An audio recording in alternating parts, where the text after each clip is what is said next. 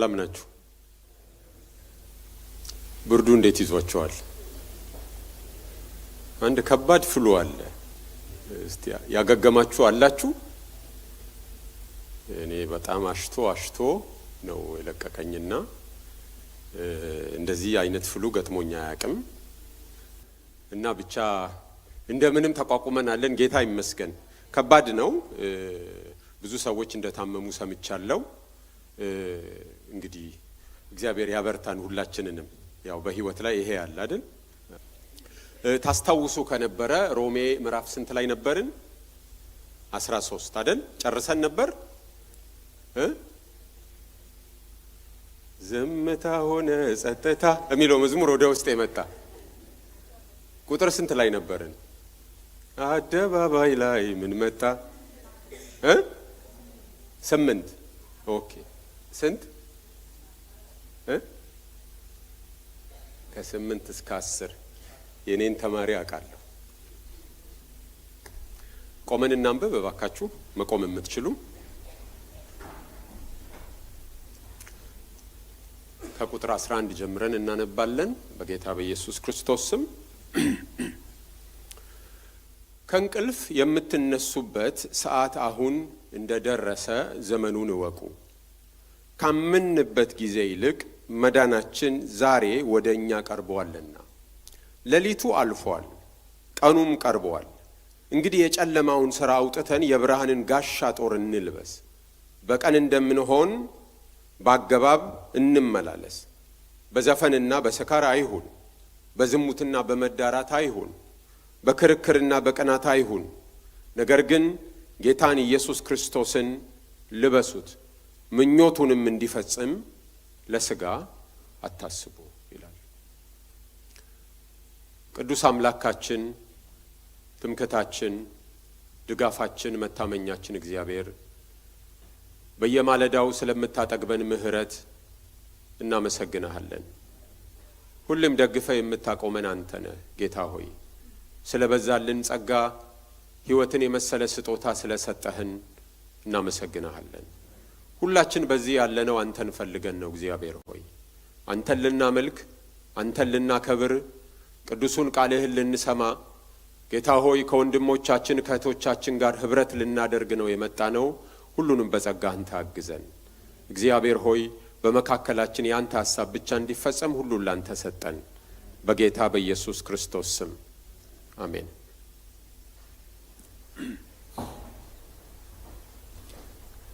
እንግዲህ ምዕራፍ 13ን ዛሬ እናጠቃልላለን። ምዕራፍ 13 እስከ ምዕራፍ 11 እንደነበረው ዶክትሪናል ባይሆንም ከ12 እና 13 አንድ ቲም ናቸው። ቴዎሎጂካል ሪፍሌክሽን ነው። ዛሬ ይዘጋል ሐዋርያው ጳውሎስ። ከምዕራፍ 14 ጀምሮ ያለው በሁለቱ ወገኖች መካከል ያለውን ክፍፍል በማሰብ ወደ ሌላ ስቴጅ ነው የሚሄደው። ዛሬ ነው የሚዘጋው። ከቁጥር 12 ቁጥር 2 ጀምሮ ዓለምን አትምሰሉ ብሎ ነበር መናገር የጀመረው። ምዕራፍ 12 ቁጥር 12 ላይ ዓለምን አትምሰሉ ብሎ እሱን ሐሳብ ነው እስካሁን መጥቶ የሚዘጋው። ለሥጋ አታስቡ፣ ምኞቱን እንዲፈጽም ለሥጋ አታስቡለት ብሎ ነው የሚደመድመው። አንድ ሐሳብ ነው የያዘው። በዚህ መካከል ዓለምን ስላለመምሰል ሲናገር ለነገስታት ስለመገዛት፣ ባልንጀራችንን ጎረቤቶቻችንን ስለመውደድ፣ እርስ በርሳችን ስለሚኖረን ፍቅር፣ ስለ አጋፔ ፍቅር እየተናገረ ነው የመጣው። ዛሬ እነዚህን ሁሉ ተናግሮ ሲያጠቃልል ምክንያቱን ይነግረናል። ለምንድን ነው አጋፔ ፍቅር የሚኖረን? ለምንድን ነው ለነገስታት መታዘዝ ያለብን? ለምንድን ነው እርስ በርሳችን መከባበር ያለብን? ለምንድን ነው? ምክንያቱ ምንድን ነው? መክፍኤው ምንድን ነው ለሚለው ጥያቄ ጌታ ሊመጣ ስለሆነ፣ ዘመኑ የመጨረሻው ዘመን ስለሆነ፣ መዳናችን ከትላንት ይልቅ ዛሬ እየቀረበ ስለመጣ ነው። ለዚህ ነው ይሄንን ሁሉ ማድረግ የሚኖርብን ብሎ ምክንያቱን ነው የሚናገረው። ስለዚህ በዚህ ክፍል ላይ ስለ ጊዜ በጣም ደጋግሞ ይናገራል። 3 የጊዜ ኮንሴፕቶች አሉ ቁጥር 11 እና ቁጥር 12 ላይ። ጊዜ፣ ዘመናዊው ዓለም፣ ዘመናዊው ትውልድ የጊዜ ባሪያ ነው።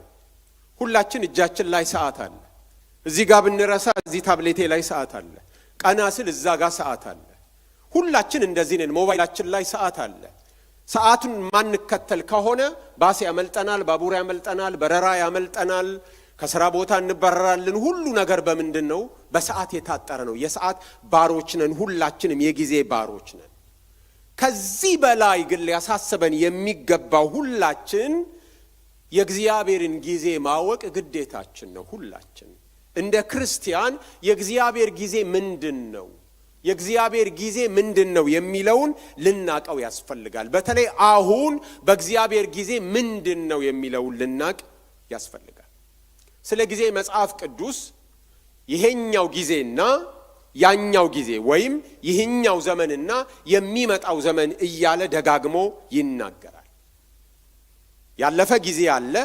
ያለፈ ስንል አዲሱ ኢንትሮዲዩስ ከመደረጉ የተነሳ ያለፈ የተባለ ግን ጨርሶ ተጠቅልሎ ያልጠፋ ጊዜ አለ። ይሄ ጊዜ እሱ ጊዜ ነው። ደግሞ የመጣ ጊዜ አለ። በክርስቶስ ወደ ምድር መምጣት የጀመረ አዲስ ጊዜ አለ። ስለዚህ ያለነው በሁለት ጊዜ ውጥረት ውስጥ ነው ያለነው። በቴዎሎጂ ቋንቋ ይሄንን ኦሬዲ ኖት የት ይባላል።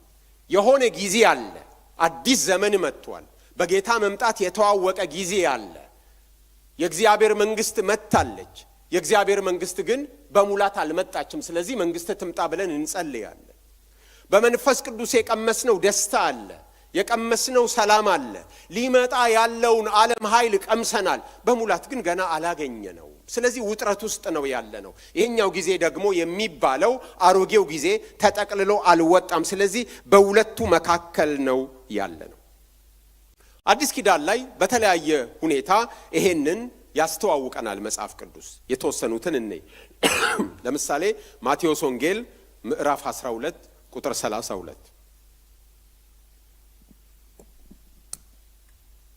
ማቴዎስ ወንጌል ምዕራፍ 12 ቁጥር 32 ብዙ ጊዜ በክርስቲያኖች ዘንድ በእነዚህ ጊዜያት አጠቃቀም ላይ ወይም ግንዛቤ ላይ ግርታ ሲፈጠር አያለው። 12:32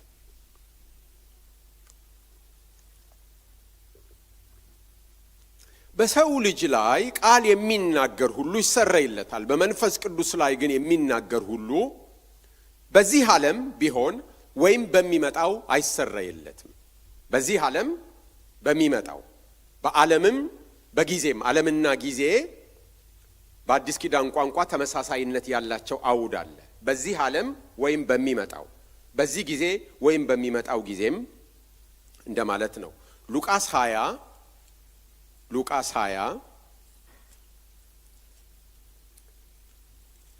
ቁጥር 34 እና 35 ኢየሱስም መልሶ እንዲህ አላቸው፣ የዚህ ዓለም ልጆች ያገባሉ ይጋባሉ፣ ያን ዓለምና ከሙታን ትንሣኤ ሊያገኙ የሚገባቸው እነዚያ ግን አያገቡም አይጋቡምም ይላል። ያን ዓለም እና የዚህ ዓለም፣ ይህ ዓለምና ያን ዓለም ብሎ ሌላ ዓለምን ያመለክታል። ኤፌሶን 1:21 ኤፌሶን 1:21 ከጌትነትም ሁሉ በላይና በዚህ ዓለም ብቻ ሳይሆን ነገር ግን ሊመጣ ባለው ዓለም ደግሞ ከሚጠራው ስም ሁሉ በላይ በዚህ ዓለምና ሊመጣ ባለው ዓለም እያለ ነው የሚናገረው። ሌሎችንም ክፍሎች ልናይ እንችላለን። ይሄን የምናገርበት ምክንያት አለ። ብዙ ጊዜ አዲሱ ዓለም መምጣቱን መተዋወቁን፣ አዲሱ ዘመን በክርስቶስ ተመርቆ መከፈቱን ከማወቅ የተነሳ አዲሱ ሙሉ በሙሉ የገባና አሮጌው ሙሉ በሙሉ የወጣ አድርጎ ማሰብ አለ። ሁለቱም ውስጥ ነው ያለ ነው። በዚህ ውጥረት መካከል ነው እየኖርን ያለ ነው። የቀመስነው ነገር አለ። የእግዚአብሔር መንግስት በመካከላችሁ ናት ብሎ ጌታ ኢየሱስ ተናገረ። ግን ደግሞ መንግስቱ እንዲመጣ ጸልዩም ብሎ የተናገረን እሱ ራሱ ነው። መጥምቆ ዮሐንስ ምን እያለ ነው እየሰበከ የመጣው? የእግዚአብሔር መንግስት ቀርባለች ንስሐ ግቡ እያለ ነው እየሰበከ የመጣው። የሚገርመው ነገር ጌታ ኢየሱስም ሲሰብክ የነበረው ይሄንን ነው። የእግዚአብሔር መንግስት ቀርባለች እያለ እየተናገረ ነበረ። በመካከላችሁ ናት አለ የእግዚአብሔር መንግስት፣ ደግሞ እንደምትመጣም ተነግሮናል። ስለዚህ በሁለቱ መካከል ነው ያለ ነው። ይህንን እንድናስብ ነው የፈለግኩት። በዚሁ በሮሜ መጽሐፍ ላይ ሐዋርያው ጳውሎስ ሲናገር ቁጥር 11 ላይ ሮሜ ቁጥር 11 ላይ እንደዚህ ነው ያለን፣ ከእንቅልፍ የምትነሱበት ሰዓት አሁን እንደደረሰ ዘመኑን እወቁ። ካመንበት ጊዜ ይልቅ መዳናችን ዛሬ ወደኛ ቀርቧል። ሌሊቱ አልፏል፣ ቀኑም ቀርቧል እያለ ይናገራል። የመጀመሪያው እንድናቅ የተፈለገው ዘመኑ እንደደረሰ እወቁ። ዘመኑ ኦሬዲ ደርሷል። ዘመኑ ኦሬዲ የሚባለው ነው። ይሄ ኦሬዲ ኖት የት ብለናል። ዘመኑ ደርሷል እያለ ነው የሚናገረው። ይሄ ከእንቅልፍ የምንነሳበት ዘመን ነው። የእንቅልፍ ሰዓት አብቅቷል። ይሄ የመንቂያ ሰዓት ነው የሚለው። ሁለተኛው ደግሞ ምንድነው? ካመንበት ጊዜ ይልቅ መዳናችን ወደኛ ቀርቧል ሲባል መዳናችን የት ነው ያለው ማለት ነው? ፊት ለፊት ነው ያለው። ትላንትና ኮንቨርሽናችን ከተካሄደበት ጊዜ ይልቅ አሁን ወደሱ እየደረስን ነው። የት ነው ይሄ ጊዜ ያለው? ከፊታችን ነው ያለው አይደል? ከትላንት ይልቅ ዛሬ ቀርቧል ማለት እኛ ወዴት እየሄድን ነው? ወደ ጊዜው እየሄድን ነው። ይሄ ደግሞ ኖት የት የተባለው ነው። ዘመኑ ደርሷል ኦሬዲ። ነገር ግን ኖት የት፣ እኛ ደግሞ ወደ ዘመኑ ምን እየሆንን ነው? እየሄድን ነው። ስለዚህ በሁለቱ ዘመናት መካከል ነው ያለ ነው። ደርሷል ዘመኑ። ከእንቅልፍ የምትነቁበት ዘመን እንደደረሰ እወቁ። ሊደርስ ነውና ልትነቁ ተዘጋጁ አይደለም። ደርሷል፣ ንቁ፣ ልብሳችሁ ልበሱ፣ ቀይሩ፣ የመኝታ ልብስ አውልቁ ነው የሚለው። ደርሷል ነው የሚለው። ግን ደግሞ መልሶ ምን ይላል? ከትላንት ይልቅ ዛሬ ወደ መዳናችን እየቀረብን ነው ብሎ ሲናገር ከፊታችን ያለ ዘመን መኖሩን ነው የሚያመለክተው። መዳንን ሲናገር መጽሐፍ ቅዱሳችን ከዚህ በፊት ደጋግሜ አንስቼዋለሁ። በሶስት ቴንስ ነው፣ በሶስት ጊዜ ነው። ያለፈ ጊዜ፣ የአሁን ጊዜና የሚመጣው ጊዜ ነው መዳን። ስለዚህ ነገር በተለያዩ ሚዲያዎች ሪፍሌክት ባደረኩ ጊዜ ሁሉ ወንጌላውያን ክርስቲያኖች ግራ ሲጋቡ ነው የሚያጋጥመኝና ለኔ ያስደንቀኛል በጣም። ምክንያቱም መጽሐፍ ቅዱስ ብላክ ኤንድ ዋይት የሚነገረው ነገር ነው። ድነናል፣ ጸጋው በእምነት አድኗቸዋል ይላል። ድነናል፣ በቅጽበት ነው ይሄንን የተቀበል ነው። የኃጢአት ይቅርታን ያገኘ ነው፣ የጸደቀ ነው፣ የእግዚአብሔር ልጆች የሆነው በቅጽበት ነው። ምንም ሳንሰራ በጸጋ ብቻ ነው ይሄ የሆነው። ነገር ግን በየዕለቱ ደግሞ ምን እንደምንሆን ይናገራል። እንድናለን ነው መጽሐፍ ቅዱስ የሚለው። የቤተ ክርስቲያን ሐዳሲያን ዋናው ማርቲን ሉተር ነው አይደል? በ16ኛው መቶ ክፍለ ዘመን የቤተ ክርስቲያን ታድሶ እንቅስቃሴ ሲነሳ የመጀመሪያውን ፊሽካ የነፋው ሉተር ነው። ሉተር ክርስቲያኖችን የጸደቁ ኃጥአን ብሎ ነው የሚናገረው። ክርስቲያን የጸደቀ ኃጥእ ነው የሚል ተርም ሉተር ራሱ አለው። ስለዚህ የተሐድሶ እንቅስቃሴ መስራቹ ሰውዬ አማኞችን የጸደቁ ኃጢአተኞች እያለ እንዲህ አይነት ተርም ኖሮት እኛ እየዳናችሁ ትሄዳላችሁ፣ በላያችሁ ላይ ያለው የኃጢአትን ኃይል እያሸነፋችሁ ትሄዳላችሁ ሲባል ግራ ስንገባ ለኔ ያስገርመኛል። እምነታችንን ራሱ በቅጡ እንደማንፈትሽ ነው የሚያሳይ። የዳንን ሰዎች ነን፣ ነገር ግን በየቀኑ ኃጢአትን እያሸነፍን የምንሄድ ሰዎችም ነን። በየቀኑ ከኃጢአት ጋር እየታገልን የምንሄድ ሰዎች ነን። የዕብራውያን ጸሐፊ እንዲያው ምንድነው የሚለው? ደምን እስከ ማፍሰስ ድረስ ይላል። አደራችሁን የሌላውን ሰው ደም አይደለም፣ የራሳችንን ነው አደራችሁ። እዛ ድረስ ነው እየተፋለምን የምንኖረው። በየቀኑ እኮ እየዳንን ነው። በየቀኑ ከኃጢአት ፈተና እየዳንን፣ በእኛ ላይ ካለው የኃጢአት ኃይል፣ ጉልበት ካለው የኃጢአት ኃይል እየዳንን ነው የምንሄደው። እየተሰበሰብን የእግዚአብሔርን ቃል የምንሰማው ጸጋ ለመቀበል ነው። እየተሰበሰብን የጌታን እራት የምንወስደው ጸጋን ለመቀበል ነው። በጸሎት የምንደጋገፈው ፌሎሺፕ የምናደርገው ጸጋን ለመቀበል ነው። ለምን? በየቀኑ ኃጢአትን እያሸነፍን ለመጓዝ። ደግሞ ጌታ ሲመጣ ሙሉ በሙሉ ምን እንሆናለን? እንድናለን፣ ወይም ድነታችንን እንቀበላለን። ያኔ ከኃጢአት ጋር መታገል የሚባል ነገር አይኖርብንም። ለዚህ ነው ከትላንት ይልቅ መዳናችን ወደኛ ቀርቧል እያለ የሚናገረው። ሶስተኛ ደግሞ ሌሊት አለ። ሌሊት አለ። ቁጥር 12 ላይ ሌሊቱ አልፏል ቀኑም ቀርቧል ብሎ ስለ ሌሊቱ ሲናገር የጨለማ ሥራ ይልና ስለ ቀኑ ሲናገር ደግሞ የብርሃንን ጋሻ ጦር እንልበስ በማለት ይናገራል። ሌሊቱ አልፏል ሲል ሊያበቃ ትንሽ ነው የቀረው እያለ ነው። ይሄ በምንድነው ሌሊቱ የሚያልፈው ብለን ስንናገር ጌታ ሲመጣ ነው ሌሊቱ የሚያልፈው። ስለ ጌታ መምጣት ነው የሚናገረው። ከትላንት ይልቅ ዛሬ መዳናችን ቀርቧል እያለ ሲናገር ስለ ጌታ መምጣት ነው የሚናገረው። ጌታችን የሚመጣበትን ጊዜ ማንም አያውቀው። ሐዋርያው ጳውሎስ አያውቅም ነበር ጌታ የሚመጣበትን ጊዜ። ምክንያቱም በሐዋርያት ሥራ ምዕራፍ 1 ላይ ጌታን ጠየቁት። መቼ ነው ይሄ ጊዜ የሚሆነው ብለው ሲጠይቁት አብ በገዛ ስልጣኑ የፈቀደውን ወራትና ቀናት ለማወቅ ለማንም አልተፈቀደም ነው ያለው። ስለዚህ ሐዋርያው ጳውሎስ ራሱ፣ ሐዋርያው ጴጥሮስ፣ ሌሎችም ሐዋርያት፣ ቅዱሳን መላእክትም ቢሆኑ ጌታ የሚመጣበትን ጊዜ አያውቁ። አንድ ነገር ግን ያውቃሉ። መቼ ነው? በቅርብ ነው። በቅርብ የሚሉት ከምን አኳያ ነው ከተባለ በእግዚአብሔር አጀንዳ ላይ የተጻፉ ነገሮች ነበሩ፣ የታቀዱ እቅዶች ነበሩ። የመጨረሻው ዘመን እንዲገለጥ ምን መሆን ነበረበት? ጌታ ኢየሱስ ክርስቶስ ሰው ሆኖ መምጣት ነበረበት። የእግዚአብሔር እቅድ ላይ ነበር ይሄ የዛሬ 2000 ዓመት የተፈጸመ። ግን ደግሞ ሌላም እቅድ ነበረ። ምን መሆን ነበረበት? በሰዎች ተላልፎ ተሰጥቶ መሞት ነበረበት፣ መቀበር ነበረበት፣ መነሳት ነበረበት። ከተነሳ በኋላ ምን መሆን አለበት? ማረግ ነበረበት። እነዚህ በሙሉ ተጽፈው ነበረ፣ ተፈጽመዋል። አሁን ግን የቀረ ነገር የለም። የእግዚአብሔር አጀንዳ ላይ ከጌታ ዳግም መምጣት በፊት የሚፈጸም ምንም ነገር የለም። በእግዚአብሔር አጀንዳ ላይ ያለ እግዚአብሔር የሚፈጽመው እቅድ የለው። ኤኒ ታይም ጌታ ሊመጣ ይችላል።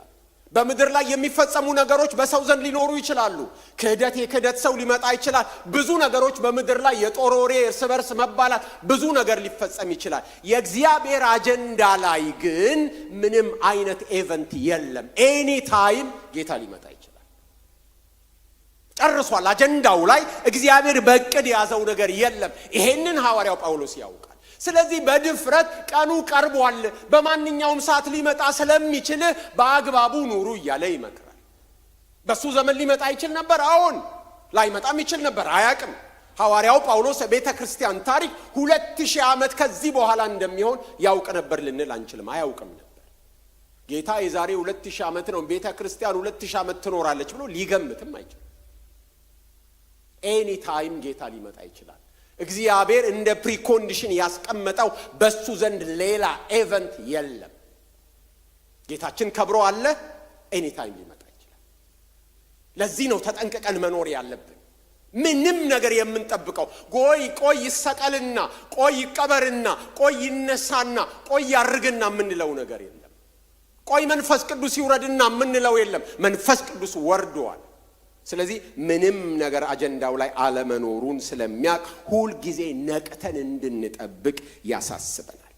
ስለዚህ በየትኛው ዘመን ያሉ ክርስቲያኖች ጌታቸው በራሳቸው ዘመን በራሳቸው እድሜ ሊመጣ እንደሚችል እያሰቡ መኖር አለባቸው። እኛም እንደሱ ነው መኖር ያለብን። ዘመኑ አጭር ነው። ሁሌም እንደሱ ነው መኖር ያለብን። ስለ ጨለማ ሲናገር ይሄ ክፍል ሌሊቱ አልፏል ቀኑም ቀርቧል እያለ የጨለማውን ሥራ እያለ ስለ ጨለማና ስለ ብርሃን ይናገራል። በየትኛውም ዓለም ያሉ ሰዎች በሆኑ ስነ ልቦናዊና ባህላዊ ምክንያቶች ጨለማን ይፈራሉ። ጨለማን ከአደጋና ከእከይ ማለትም ከኢቭል ጋር አገናኝተው ነው ጨለማን የሚያስቡት ሁሉ ጊዜ። ባህላዊ ምክንያት ሊሆን ይችላል፣ ስነ ልቦናዊ። ስለዚህ ሁሉ ጊዜ ጨለማን የሰው ልጅ ይሸሻል፣ መጋረጃ ይጋርዳል፣ መብራቱን ያስፋፋል፣ የመብራት ጉልበት ይጨምራል፣ ደኑን ይመነጥራል እንዳይከልለው ብርሃኑ። ጨለማን እንደሱ ነው የምንፈራው። ስለዚህ መጽሐፍ ቅዱስ ውስጥም በብሉይ ኪዳንም በአዲስ ኪዳንም ትንቢቶች ጨለማን የአደጋን የጥፋት ያስፈሪ ነገር ምሳሌ አድርጎ ነው የሚያቀርበው። አሞጽ 5:18 ላይ የእግዚአብሔርን ቀን ለምትፈልጉ ወዮላችሁ፣ የእግዚአብሔር ቀን ለምን ትፈልጋላችሁ? ጨለማ ነው እንጂ ብርሃን አይደለም ይላል። ምን እያለ ነው? አስፈሪ ነው እያለ ነው። ሲኦልንም ሲገልጥ እንደሱ ነው። አንዳንድ ጊዜ ፊገሬቲቭ ቋንቋዎችን በቁማቸው ስለምንወስድ ነው ምንቸገረው። በዚያ ጨለማና ጥርስ ማፋጨት ይሆናል ይለናል። በዛ ደግሞ እዚህ ጋር እሳት አለ። ጨለማ የሆነ እሳት እንዴት አድርጋችሁ እንደምታስተርቁ አስቡት። ጨለማም ነው ደግሞ ምንም ነው፣ እሳትም ነው። ስለዚህ አንዳንድ ቃላት በቁማቸው መወሰድ የለባቸውም ማለት ነው። ፊገሬቲቭ ነው። ጨለማ የምንድን ነው? አስፈሪ ነው፣ አደጋ ነው። ስለዚህ የእግዚአብሔር ቀን ጨለማ ነው፣ ብርሃን አይደለም ይላል አሞጽ። የእግዚአብሔር ቀን ምን እያለ ነው? አስፈሪ ፍርድ አለ ማለቱ ነው። ሚክያስ 3:6ም ሲናገር ስለዚህ ሌሊት ይሆንባችኋል እንጂ ራእይ አይሆንላችሁም፣ ጨለማም ይሆንባችኋል እንጂ አታሟርቱም፣ ፀሐይም በነቢያት ላይ ትገባለች፣ ቀኑም ይጠቁርባችኋል ይላል። ለዚህ መቼም አሜን ነው አይደል የሚባለው? በዚህ ዘመን ባሉትም ላይ ቢሆንባቸው ደስ አይላችሁም? ጨለማ ቢሆንባቸው፣ ራእይ ባይሆንላቸው፣ ሟሟረት ባይሆንላቸው ማለት ነው፣ ባይሳካላቸው። ጌታችን ኢየሱስ ክርስቶስም ተናግሯል። ቀን ሳለ የላከኝን ሥራ ላደርግ ይገባል፣ ማንም ሊሰራ የማይችልባት ሌሊት ትመጣለች ነው የሚለው። ስለዚህ መስራት የሚቻልበት አለ፣ መስራት የማይቻልበት አለ። መስራት የሚቻልበት ምንድነው? ቀን ነው። መስራት የማይቻልበት ደግሞ ምንድነው? ጨለማ ነው። ለዚህ ነው በህይወታችን አንዳንድ ጊዜ መስራት የማንችልበት ሁኔታ ሲገጥመን በጨለማ ውስጥ እንዳለፍን የምንናገረው። ጨለማ መሆኛ የምናጣበት ነው። መስራት የማንችልበት መሆኛ ማጣት ነው ጨለማ። አንዳንድ ጊዜ ህይወት ውስጥ እንደሱ ይሆናል። ጌታ ኢየሱስ ምን አለ በዮሐንስ 11 ላይ? ቀኑ 12 ሰዓት አይደለምን? በቀን የሚመላለስ ቢኖር የዚህን ዓለም ብርሃን ያያልና አይሰናከልም። በሌሊት የሚመላለስ ቢኖር ግን ብርሃን በእርሱ ስለሌለ ይሰናከላል አላቸው። ፊገሬቲቭ ቋንቋ ነው። እኛም የብርሃን ልጆች ነን የተባልነው ለዚህ ነው። ስለዚህ ሐዋርያው ጳውሎስ በዚህ ቦታ ላይ ሌሊቱ አልፏል፣ ቀኑ ቀርቧል፣ እንግዲህ የጨለማውን ሥራ አውጥተን የብርሃንን ጋሻ ጦር እንልበስ ብሎ ሲናገር ይሄንን በተምሳሌታዊ መንገድ መግለጡ ነው። ጨለማ ነውር ነው። ጨለማ አሳፋሪ ነገር ነው። እሱን ነው የሚገልጠው። ማውለቅና መልበስ፣ ማውለቅና መልበስ ክርስቲያን በጥምቀቱ የሚያደርገው ነገር ነው። ይህንን መጽሐፍ ቅዱስ በገላትያ መጽሐፍ ላይ ይነግረናል። እንደገና ደግሞ በጊዜው የተለመደም ነገር ነው። የሮሜ ወታደር የጦር ልብሱን ለብሶ ይቆማል። ማታ የጦር ልብሱን ያውልቅና የቤት ልብሱን የመኝታ ልብሱን ለብሶ ይተኛል። ጠዋት ሲነሳ የመኝታ ልብሱን አውልቆ የጦር ልብሱን ይለብሳል። ይሄን የምለው ምክንያቱም ቁጥር 12 ላይ ምንድነው የሚለው? እንግዲህ የጨለማውን ሥራ አውጥተን የብርሃንን ልብስ አይደለም የሚለው፣ የብርሃንን ጋሻ ጦር እንልበስ ነው የሚለው። ስለዚህ ስለምንድነው እያወራ ያለው? ስለ ጦር ልብስ ነው እያወራ ያለው። በቀን የሚለበሰው የመኝታ ልብስ አይደለም። እዚህ መሃል ቢጃማ ለብሶ የመጣ ሰው አለ አለ? የለም። የማታ ልብሳችንን ሲነጋ ምን አድርገናል? አውልቀናል። የቀን ልብስ ለብሰን ነው የምንመጣው። ልጆች ብቻ ናቸው እዚህ ሀገር በዓመት አንድ ቀን ፒጄ ዴይ ተብሎ ዲሴምበር ውስጥ ነው መሰለኝ ለብሰው አንድ ቀን ይሄዳሉ ትምህርት ቤት። ለምን እንዳደረጉት አላውቅም። ሰው በቀን የቀን ልብስ ነው የሚለብሰው። የሌሊት ልብሱን ለብሶ አይመጣም። ስለዚህ ክርስቲያን የሌሊት ልብስ ሊኖረው አይገባም በቀን። ምክንያቱም በሌሊት የሚለበሰው የጨለማ ምንድነው? ቁጥር 13 በአገባብ እንመላለስ፣ በዘፈን በስካር አይሁን፣ በዝሙት በመዳራት አይሁን፣ በክርክርና በቅናት አይሁን እያለ ይዘረዝራል። ፓርቲንግ ማለት ነው ባጭሩ። እነዚህ በሙሉ የምንድን ናቸው? የሌሊት ናቸው። ለክርስቲያን የሚገቡ ነገሮች አይደሉም። ለክርስቲያን የሚገቡ ነገሮች አይደሉም። በቁሙ ሊወሰድ ይችላል። እየተጠጋጋን የምንሄዳቸው ነገሮችም አሉ በዚህ ዘመን። ምናልባት ለአንዳንዱ ፖርኖግራፊ ማየት ትግል ነው። ግን ዓለም የምታለማምደን ቀስ እያለች እንደ እንቁራሪቷ ነው የምትቀቅለን። የሆሊውድ ፊልም ስናይ ቁጭ ብለን እርቃን የበዛበት ወሲብ የበዛበት ስናይ ሪላክስ አድርገን የምናይ ስንቶቻችን ነን? ያው ልጆች ሲኖሩ ለልጆቹ ስንል እናሳልፋለን። ልጆቹ የሉም። ባልና ሚስት ቁጭ ብለናል። እናያለን አናይም? እናሳልፋለን ወይስ እናያለን? ሆሊውድ እንደሱ ነው የሚያመቻቸን። ቀልዶቻቸው በሙሉ ወሲብ ነክ ናቸው። እስኪገርም የየትኛውም ሰው ጆክ እንደሱ ነው። ኮሜዲያን የተባሉት በሙሉ። እኔ በእውቀቱ ስዩምን እወደዋለሁ። ግጥሞቹ ምናምን በጣም እወዳለሁ። ጽሁፎቹን እወዳለሁ። ሰላም ብዬ ስሰማው መሃል ላይ ቦርጫቅ ያደርጋል።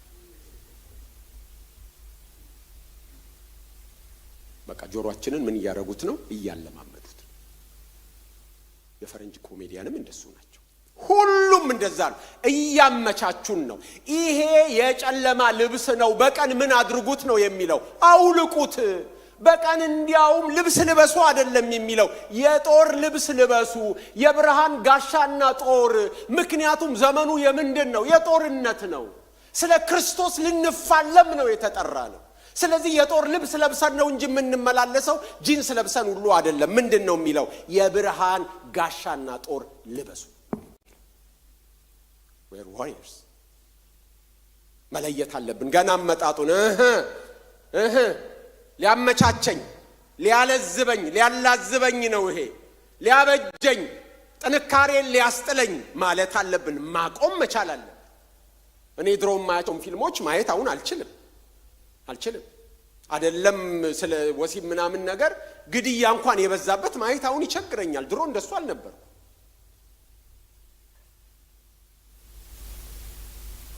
በጣም ሲበዛ ግድያ በቃ ያቅተኛል። ለምንድን የሚያረገን ነገር አለ። ዘመኑ አስቸጋሪ ነው። ስለዚህ አውልቁ ነው የሚለው። ይሄ የጨለማ ልብስ ነው፣ የሌሊት ልብስ ነው። በቀን የምትመላለሱት የብርሃንን የጦር ልብስ ለብሳችሁ ነው የሚለው። ሌላኛውማ አስቀያሚ ነው። ቁጥር 14 የሚነግረን እኮ እንደሱ ነው። ክርስቶስን ነው መልበስ ያለባችሁ፣ ምኞቱን እንዲፈጽም ለሥጋ አታስቡ። ሁለት እኮ አማራጭ ነው ያለው። ኢየሱስ ክርስቶስን መልበስ ሥጋዊ ምኞትን ፍላጎቱን መፈጸም ነው። ይህንን ሲዘረዝር ሐዋርያው ጳውሎስ ቁጥር 13 እና 14 ላይ 3 ነገሮችን ያነሳል። የመጀመሪያዎቹ ሁለቱን ኢንክሉሲቭ ነው፣ ራሱንም ጨምሮ ነው የሚናገረው። እንግዲህ በጨለማውን ሥራ አውጥተን የብርሃን ጋሻ ጦር እንልበስ፣ በቀን እንደምንሆን በአገባብ እንመላለስ፣ በዘፈን በስካር ምናምን አይሁን ይላል። ቀጥሎ ደግሞ እነሱ ነገር ግን ጌታን ኢየሱስ ክርስቶስን ልበሱት እናንተ እያለ ደግሞ በሁለተኛ መደብ ይናገራል። የመጀመሪያው በአንደኛ መደብ ነው እናድርግ እያለ ነበር የሚናገረው። ስለ ዝሙትና ስለ መዳራት አንስቶ ስለ ክርክርና ስለ ቅናትም አንስቷል። እኛ ብንሆን አንቀላቀላቸው። ምናልባት ይሄኛው በጣም ኤክስትሪም ሆኖብን እኛ ከዚህ ከዝሙትና ከስካር ነፃ ነን፣ እኛ ፓርቲንግ ምናምን የለንበትም፣ ክርክርና ቅናት ውስጥ ጋር የለንበትም፣ አንቀናም። አቅም ያለው ሰው ስናይ አንቀናም። አቅም ያለው ሰው ስናይ ቢያድግ ይሄ ሰው እድል ቢያገኝ ቢመቻችለት ቦታ ቢሰጠው ነገ የእግዚአብሔርን ቤት ይጠቅማል፣ በቃ እድል እንስጠው ልልቀቅለት ቦታዬ ነው የምንለው ወይስ እንደምንም ክንፎቹን መቁረጥ ነው የሚቀናል? ወይ መደሽደሽ። ድሮ እርግብ ስናረባ እንደሸድሻለን፣ ላባው ይነቀላል ይደሸድሻል። ታረባ ነበር እንደሸድሻለን ነው የምንለው። ይነቀላል በቃ አይበርም፣ እዛው ይንደፋደፋል። ከዛ ሰፈሩን ሲለምደው ለማዳሴውን ሲበቅልለት ቢለቀቅም ተመልሶ እዛው ይመጣል። ቅናትና ክርክር አይሁን። እሱ የምንድን ነው? የጨለማ ስራ ነው። የብርሃን ስራ ምንድን ነው? አቅም ያለው ሰው ስታዩ ይሄ ሰው ነገ ለእግዚአብሔር ቤት የት ይደርሳል? ቦታ መልቀቅ ካለብኝ ልልቀቅለት። የሚሮጥ ሰው ካለ መንገድ ለምን ይዘጋል? የሚሮጥ ሰው ካለ መንገድ መልቀቅ ነው። መንገድ ላይ የሄዳችሁ ከፊት እየሮጠ ሲመጣ ትቆማላችሁ ወይስ ገለል ነው የምትሉት? ገለል ነው የምትሉት ማለት ነው ያለብን። ስለዚህ እሱ የምን ስራ ነው ይላል? የጨለማ ስራ ነው ይላል።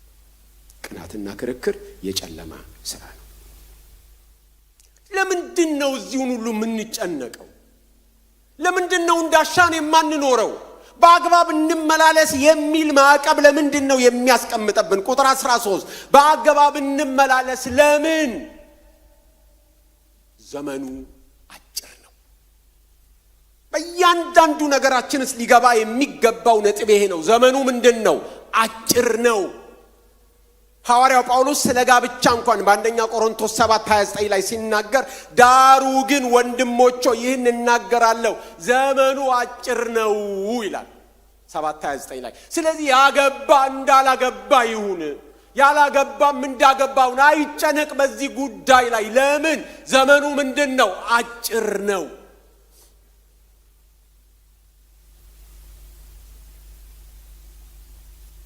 ዛሬ ጌታ ቢመጣስ? እውነቴን ነው። ዛሬ ጌታ ቢመጣስ ምንድን ነው በልባችን ያለው? ዛሬ ጌታ ቢመጣስ?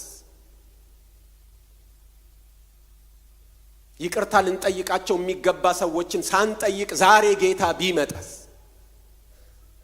ይቅርታ የጠየቁንን ሰዎች ይቅርታ ሳንሰጣቸው ዛሬ ጌታ ቢመጣስ? የጎዳናቸውን ሰዎች፣ ግፍ የሰራንባቸውን ሰዎች እግራቸው ስር ወድቀን ይቅርታ ሳንጠይቅ ዛሬ ጌታ ቢመጣስ? በልባችን ክፋት እያወጣንና እያወረድን እያለ ለመፈጸም ቀን እየጠበቅን እያለ ዛሬ ጌታ ቢመጣስ? በትዳራችን ያልታመንን ሰዎች ዛሬ ጌታ ቢመጣስ? የሰው ገንዘብ በልተን መመለስ ያቃተን ሰዎች ሳንመልስ ዛሬ ጌታ ቢመጣስ? ሰዎች እንዳይሮጡ መንገድ ዘግተንባቸው የምሬን ነው ዛሬ ጌታ ቢመጣስ? እንድንኖር የተፈለገው እንደዚህ ነው። ጌታ ሊመጣ በደጅ ነው፣ ቅርብ ነው። ለዚህ ነው በአጋፔ ፍቅር ኑሩ የምለው ነው የሚለው። ጌታ በማንኛውም ጊዜ ሊመጣ ይችላል። ዘመኑ አጭር ነው። ዕብራውያን 10:37 እንደዚህ ይላል፣ ገና በጣም ጥቂት ጊዜ ነው፣ ሊመጣ ያለውም ይመጣል አይዘገይም ይላል። ሐዋርያው ጳውሎስ በሮሜ ያሉ አማኞች ጥበቃቸውን አላልተው የየቀኑን ሕይወታቸውን እንዳላማኞች ዘና ፈታ ብለው እየኖሩ እንዳይሆን ሰግቷል። የመጨረሻው ዘመን ሰዓት ቲክ እያደረገ ነው፣ ሰግቷል። ሊመጣ ነው። ልብሳችሁን የጨለማውን ወዲያ ጣሉና የብርሃንን የጦር ዕቃ ለብሳችሁ ተመላለሱ ይላቸው። በዙሪያችን ያለው ማህበረሰብ ጨለማው እየዋጠው ነው። በጨለማው ተውጦ እየጠፋ ነው። የጨለማው ድቅድቅነት እየጨመረ ነው። እኛ ግን ሌላ ታይም ዞን አለ። ከዚህ የተነሳ ምናልባት ጄት ላግ ሊያስቸግረን ይችላል። በሁለት ጊዜ መካከል ስለሆነ ያለ ነው። ንጋት እየመጣ ነው። ጌታ ሲመጣ ነገር ሁሉ ነው የሚለወጠው። ስለዚህ ፓሲቭሊ አይደለም የምንቀመጠው፣ በአግባቡ በመኖር ነው። ምክንያቱም ቅድስና ከእግዚአብሔር የተሰጠ ስጦታ ብቻ ሳይሆን አኮምፕሊሽመንትም ነው የተቀበልነው ብቻ አይደለም፣ እኛም አኮምፕሊሽ የምናደርገው ነገር ነው። ቅድስና ፈቃድ አለን። እግዚአብሔር የሚሰራው ከፈቃዳችን ጋር ነው። ማስቻል የሱ ቢሆንም የኛም ድርሻ አለ። ፓሲቭሊ ክርስቲያን ሊኖር አይገባው። ጽድቅን እኮ ለመስራት እኛንን መለመን ያለብን። የጽድቅን ሥራ ለመስራት እድል ለማግኘት እኛንን ለምነን የጽድቅን ሥራ መስራት ያለብን። ክርስቲያን የጽድቅን ሥራ እንዲሰራ እንዴት ይለመናል? የእግዚአብሔር መንፈስ በውስጡ ያለ ክርስቲያን፣ የእግዚአብሔር መንፈስ ይመራኛል የሚል ክርስቲያን፣ የእግዚአብሔር ልጅ ሆኛለሁ የሚል ክርስቲያን፣ ከእግዚአብሔር ጋር ታርቄ ኃጢአቴ ይቅር ተብሎ እኖራለሁ የሚል ክርስቲያን የጽድቅን ሥራ እንዲሰራ እንዴት ይለመናል? ናቹራል ሊሆን አይገባውም ወይ?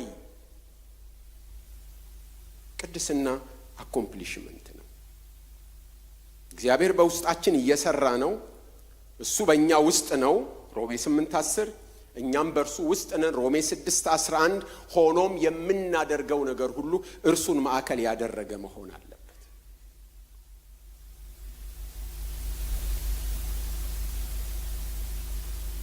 ክርስቶስን ልበሱት ይላል። ይሄ በጥምቀት የተከናወነ ነገር ነው። ገላትያ 3 ላይ ቁጥር 3:27 ከክርስቶስ ጋር አንድ ተሆኑ ዘንድ የተጠመቃችሁ ሁሉ ክርስቶስን ለብሳችኋልና። ይህን ማነበው ከዚህም ቋንቋ ወስዶ ሊሆን ይችላል። ሐዋርያ ጳውሎስ ግን በምንድነው ክርስቶስን ለብሳችኋት የሚለው? በምንድነው? በጥምቀት ነው። እንደው በዚህ አጋጣሚ ጥምቀት ዝም ብሎ ውሃ ውስጥ መነከር ብቻ እንዳይመስላችሁ ለማለት ነው። ወንጌላውያን መካከል ዲስ ዴስ የተያዘው አንዱ ፈሊጥ ይሄ ነው። ጥምቀትን ዝም ብሎ ስርዓት ብቻ የማድረግ ትክክል አይደለም በጭራሽ። ቅዱስ ስርዓት ነው። የሚሰራው ስራ አለ። በክርስቶስ ቦዲ ውስጥ የምንገባው ክርስቶስን የምንለብሰው በምንድን ነው? ይኸው ሐዋርያው ጳውሎስ ነው ያለው፣ በጥምቀት ነው። ስለዚህ ይሄንን ብሎም ግን መጽሐፍ ቅዱስ ላይ እንደ ብዙዎች ነገሮች ሁሉ አንድ ጊዜ ተደርጎ ደግሞ በተደጋጋሚ የሚነገርም ነገር አለ የሚደረግ። ተቀድሳችኋል፣ ግን በየቀኑ ምን ትሆናላችሁ? ትቀደሳላችሁ። ልክ እንደዚህ ክርስቶስን ለብሳችሁታል በጥምቀት። በየዕለቱ ደግሞ ምን ማድረግ አለባችሁ ነው የሚለው? መልበስ አለባችሁ። የሮሜ ምዕራፍ 13ቱ ኮንቲኒየስሊ የሚደረግን ነገር እንጂ አንድ ጊዜ ተደርጎ የተዘጋን ነገር አይደለም የሚናገረው።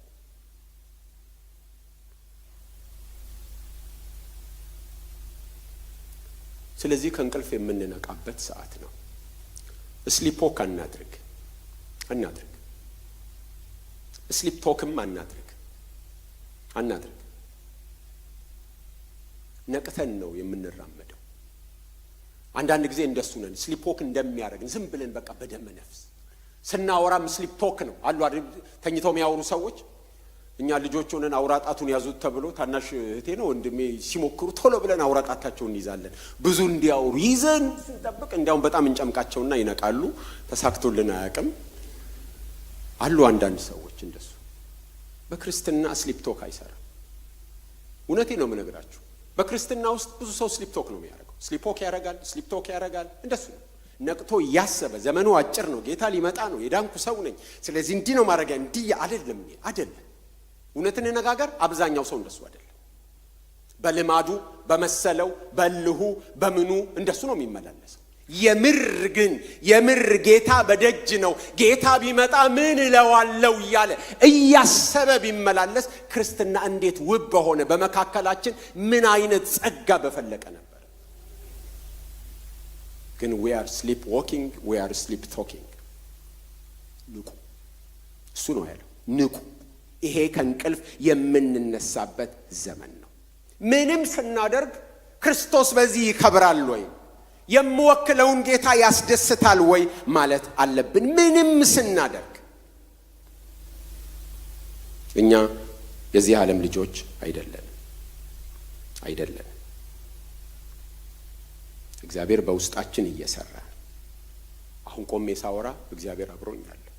በኋላ ከጓደኞቼም ጋር ሻይ እየጠጣው ተቀምጬም ሳወራ ክርስቶስ አብሮኛል። ክርስቶስን ለብሼዋለሁ። ስለዚህ ያኔ በማወራው ወሬ ይከብራሉ ብዬ ማሰብ አለብኝ። ያኔ ቤቴ ከሚስቴ ጋር በር ዘግቼ ተቀምጬ የሰው ስም ሳነሳ ክርስቶስን ለብሼዋለሁ፣ አብሮኛል፣ ይከብራል ወይ ማሰብ አለብኝ።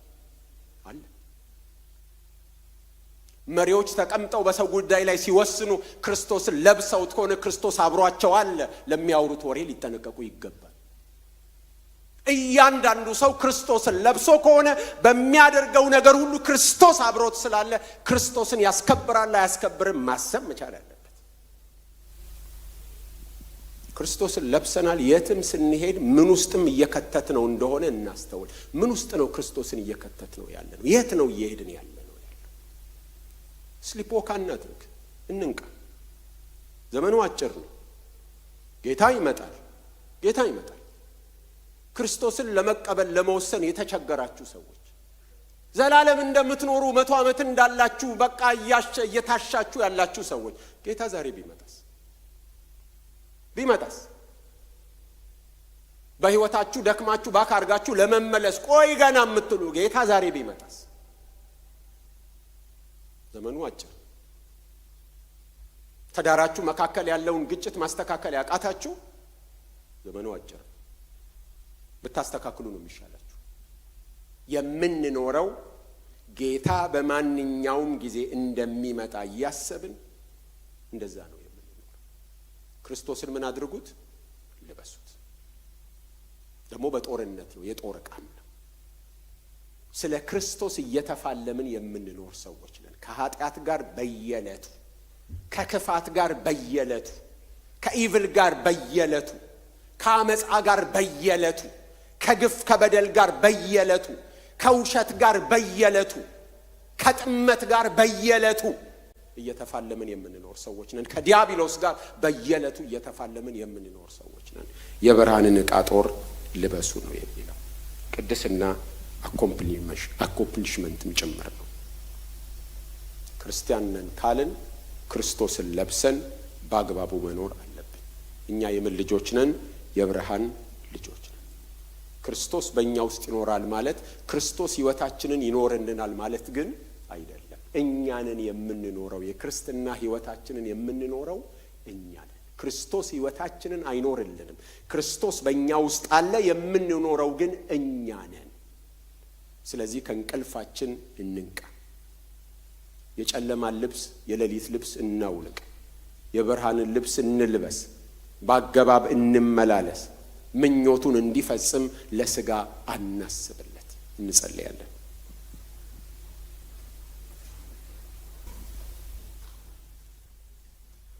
ልክ ባልሆነ መንገድ እየተራመድን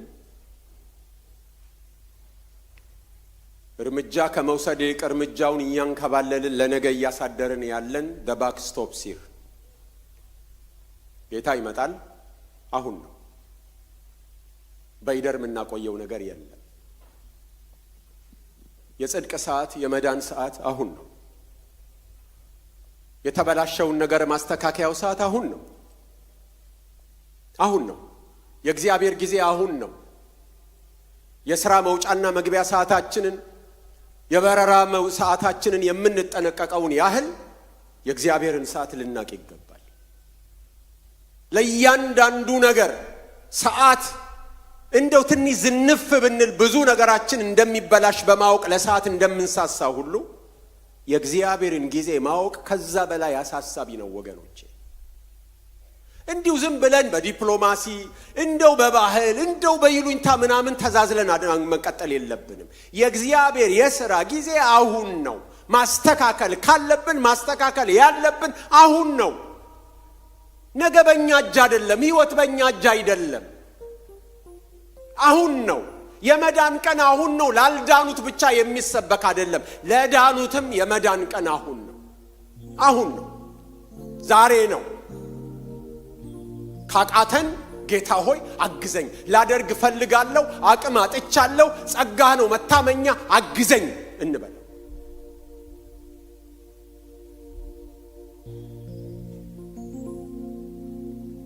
ያግዛል። የመዳን ቀን አሁን ነው። ሕይወታችሁን ለጌታ ያልሰጣችሁ ሰዎች የሆነ ምቹ ቀን እንዲመጣላችሁ የምትናፍቁ አይመጣም። ሰይጣን ለእናንተ ምቹ ቀን እንዲመጣ የሚፈልግ አይደለም። ስለዚህ እንቅፋቱ ይበዛል። መቼም እንዳትመጡ ነው የሚያደርጋችሁ። አሸንፉት። አሁን ብላችሁ ተነሱ። እያመነታችሁ ያላችሁ ሰዎች እርምጃችሁን ከእግዚአብሔር ጋር ለማስተካከል አሁን አደርጋለሁ ብላችሁ ቁረጡ። አሁን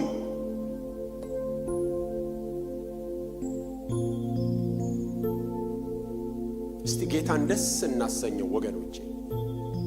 እኖርልሃለሁ ጌታ ሆይ ሞተህልኛል፣ እኖርልሃለሁ፣ እኖርልሃለሁ፣ የምትሻውን ሕይወት እኖርልሃለሁ። እንደው ጌታ ያደረገልንን ፍቅር በቃላት የማይገለጠውን ያንን ድንቅ ፍቅር አይተን እንዴት ልመልሰው የሚል ልባችን አይነካም? እንዴት ነው የምንመልሰው? እንደሚሻው በመኖር በቃ። ምንድነው ከኔ የሚሻው ጌታ? እንደሚፈልገው እንድኖርለት። አለቀ። የኔን አጀንዳ እዛ፣ የኔን ጉዳይ እዛ፣ በልቤ ሞላውን የኔ ክብሬ እኔ እዛ የሱን ማስቀደም።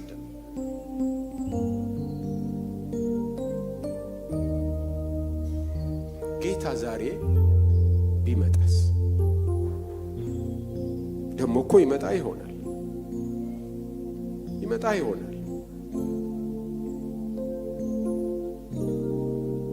እግዚአብሔር ሆይ አግዘን እባክህ።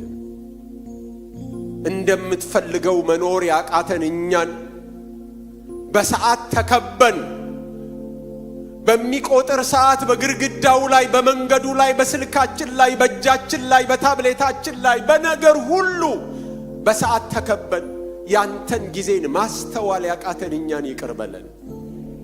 ያንተን ጊዜ ያንተን አጀንዳ ማስተዋል ላቃተን እኛ ነገራችንን በጊዜ ከበን እርምጃችን ግን ስሊፕ ዎክ ለሆነብን ላልነቃለኛ ገና ተኝተን ጌታ ሆይ ተራ በሆኑ ነገሮች ልባችን ለተጠላለፈ መንቃት እንዲሆንልን እባክህን እርዳን።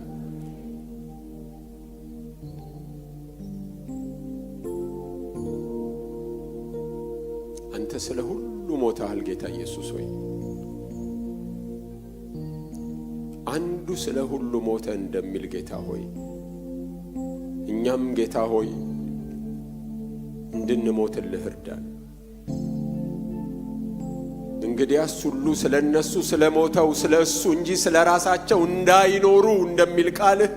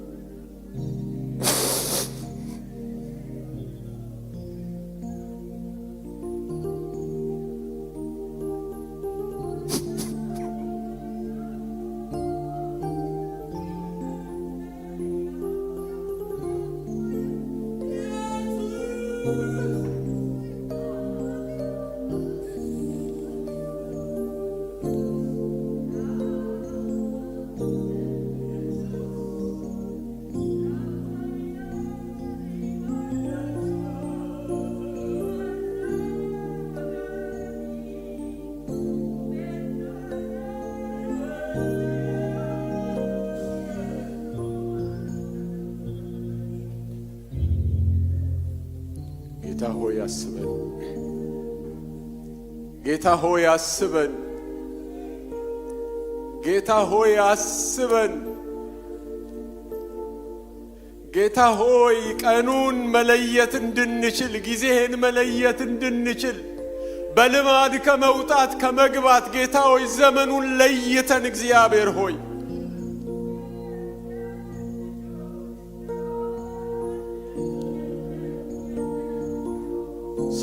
ስሊፕቶክ ከማድረግ አድነን ጌታ ሆይ። አትለፈን ጌታ ሆይ። ሳንሰራ ሳንለወጥ ብዙ ማገዶ ፈጀን ጌታ ሆይ፣ ብዙ ዘመን ፈጀን። ዛሬም እዛው ጌታ ሆይ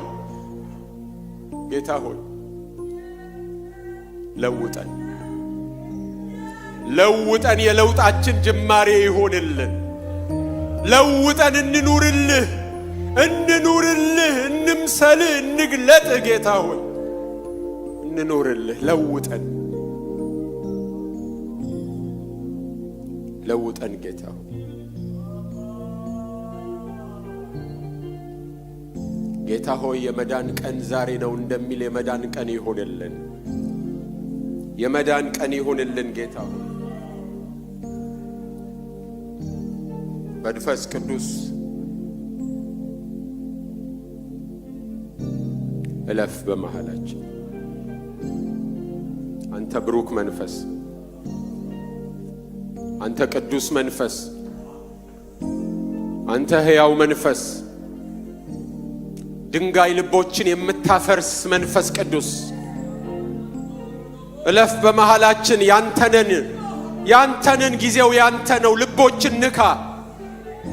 የከበደ ነገር ያላቸው በልባቸው ያቃታቸው ልባቸውን አድቅቀው የሥጋ ልብ አድርገው አቅልጠው በሳትህ አቅልጠው።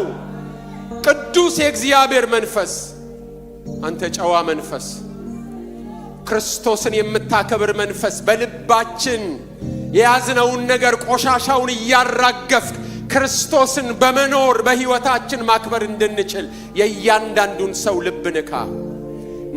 በክርስቶስ መንፈስ ልባችን ተነክቶ፣ በክርስቶስ ፍቅር ልባችን ተነክቶ፣ አንተን በመስማት ልባችን ተነክቶ ለአንተ መኖር እንድንችል የእግዚአብሔር መንፈስ በመካከላችን ስራ። የእግዚአብሔር መንፈስ የእግዚአብሔር መንፈስ የለውጣችን ጅማሬ ይሆንልን። የለውጣችን ጅማሬ ይሆንልን። እግዚአብሔር የተለወጠ ሕይወት አንተን መግለጥ የሚችል አንተን ማሳየት የሚችል ሕይወት እንዲሆንልን እርዳን። በወሬያችን መሃል ክርስቶስን እንዳናሳፍር፣ በኑሯችን መሃል ልጅህን ክርስቶስን እንዳናሳፍር፣ በቅዶቻችን በመውጣት በመግባታችን መካከል የለበስነውን ክርስቶስ እንዳናቆሽሽ እያንዳንዱ ነገራችን በአግባቡ መንፈስ ቅዱስ እንደሚመራው እንዲሆንልን እርዳን። እንደምትሻው እንድንኖር አግዘን። ለከበዳቸው እየፈለጉ ላቃታቸው እግዚአብሔር ሆይ ጸጋ የተትረፈረፈ ጸጋ አለና ስለምትለቅላቸው ስለምታስችላቸው እናመሰግንሃለን። እሺ ማለትን አስተምረን። እናከብረሃለን። ክብር ሁሉ ለስምህ ይሁን በጌታ በኢየሱስ ክርስቶስ ስም።